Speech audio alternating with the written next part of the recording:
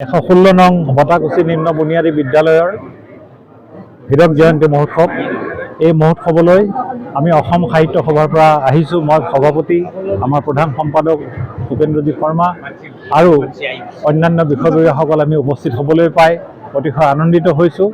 আৰু এই যে বিগত ৭৫ বছৰে এই বিদ্যালয়খনে যিমানখিনি ছাত্ৰ ছাত্ৰীক নানান ধৰণেৰে আগবঢ়াই দি অসম মাতৃৰ সেৱাত ব্ৰতী হৈছে, তাৰ কাৰণে আমি এই বিদ্যালয়ৰ লগত জড়িত যিসকল বিজ্ঞ ব্যক্তি, যিসকল ইতিমধ্যে প্ৰয়াণ হৈছে, সেই সকলোকে শ্ৰদ্ধাঞ্জলি জ্ঞাপন আৰু আশা কৰিছোঁ যে আগন্তুক দিনসমূহত এই বিদ্যালয়ৰ পৰা অসম মাতৃয়ে উপকৃত হ'ব পৰাকৈ নানান ধৰণৰ ছাত্ৰ ছাত্ৰীক ইয়াত শিক্ষাদান কৰিবলৈ সক্ষম হ'ব আৰু তাৰ যোগেদি সামগ্ৰিকভাৱে আমি অসমবাসী গৌৰৱান্বিত হ'বলৈ পাম।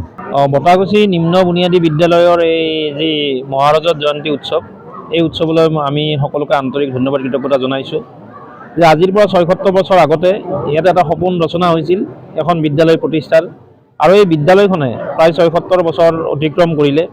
বিদ্যালয়খন আগন্তুক আৰু ২০০ বছৰলৈ আগবাঢ়ক, এই অঞ্চলৰ মানৱ সম্পদ বৃদ্ধিত বিদ্যালয়খনে সহযোগ কৰক।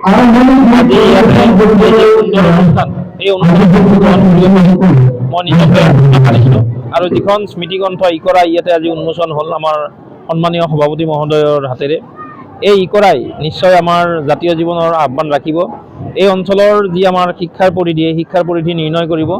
গতিকে সমূহজনে আমি লগ লাগি আমাৰ জাতীয় জীৱন, আমাৰ জাতীয় ভাষা আৰু আমাৰ সাংস্কৃতিক পৰম্পৰাক আমি আগবঢ়াই লৈ যাব লাগিব, আৰু তেতিয়াহে আমাৰ ভাষা সুৰক্ষিত হ'ব, সংস্কৃতি সুৰক্ষিত হ'ব, আৰু প্ৰত্যেকেই আমি সমন্বয় সম্প্ৰীতিৰ দৃষ্টিভংগীৰে আগবাঢ়ি যোৱাৰ আমি প্ৰয়াস কৰিব লাগিব। এই কথাকে মই পুনৰবাৰ আজিৰ এই সভাত উপস্থিত থাকিবলৈ পাই সদৌ ৰাইজলৈ আহ্বান জনাইছোঁ। 116 নং বটাকুচি নিম্ন বুনিয়াদী বিদ্যালয়ৰ হীৰক জয়ন্তী মহোৎসৱ। এই মহোৎসৱলৈ আমি অসম সাহিত্য সভাৰ পৰা আহিছোঁ। মই সভাপতি, আমাৰ প্ৰধান সম্পাদক ভূপেন্দ্ৰজিৎ শৰ্মা আৰু অন্যান্য বিষয়ববীয়াসকল আমি উপস্থিত হ'বলৈ পাই অতিশয় আনন্দিত হৈছোঁ।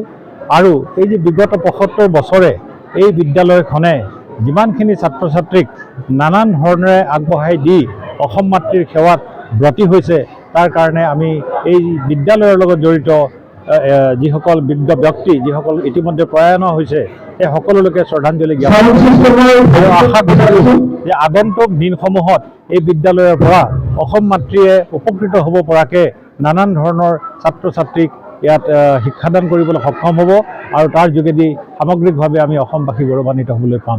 বটাকুচি নিম্ন বুনিয়াদী বিদ্যালয়ৰ এই যি মহাৰজত জয়ন্তী উৎসৱ, এই উৎসৱলৈ আমি সকলোকে আন্তৰিক ধন্যবাদ কৃতজ্ঞতা জনাইছোঁ যে আজিৰ পৰা ৭৬ বছৰ আগতে ইয়াতে এটা সপোন ৰচনা হৈছিল এখন বিদ্যালয় প্ৰতিষ্ঠাৰ, আৰু এই বিদ্যালয়খনে প্ৰায় ৭৬ বছৰ অতিক্ৰম কৰিলে। বিদ্যালয়খন আগন্তুক আৰু ২০০ বছৰলৈ আগবাঢ়ক, এই অঞ্চলৰ মানৱ সম্পদ বৃদ্ধিত বিদ্যালয়খনে সহযোগ কৰক। আজি ইয়াতে সুন্দৰ অনুষ্ঠান, এই অনুষ্ঠান মই নিজকে আশানিত আৰু যিখন স্মৃতিগ্ৰন্থ ইকৰা ইয়াতে আজি উন্মোচন হ'ল আমাৰ সন্মানীয় সভাপতি মহোদয়ৰ হাতেৰে। এই ইকৰাই নিশ্চয় আমাৰ জাতীয় জীৱনৰ আহ্বান ৰাখিব।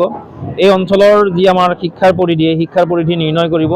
গতিকে সমূহজনে আমি লগ লাগি আমাৰ জাতীয় জীৱন, আমাৰ জাতীয় ভাষা আৰু আমাৰ সাংস্কৃতিক পৰম্পৰাক আমি আগবঢ়াই লৈ যাব লাগিব, আৰু তেতিয়াহে আমাৰ ভাষা সুৰক্ষিত হ'ব, সংস্কৃতি সুৰক্ষিত হ'ব, আৰু প্ৰত্যেকেই আমি সমন্বয় সম্প্ৰীতিৰ দৃষ্টিভংগীৰে আগবাঢ়ি যোৱাৰ আমি প্ৰয়াস কৰিব লাগিব। এই কথাকে মই পুনৰবাৰ আজিৰ এই সভাত উপস্থিত থাকিবলৈ পাই সদৌ ৰাইজলৈ আহ্বান জনাইছোঁ।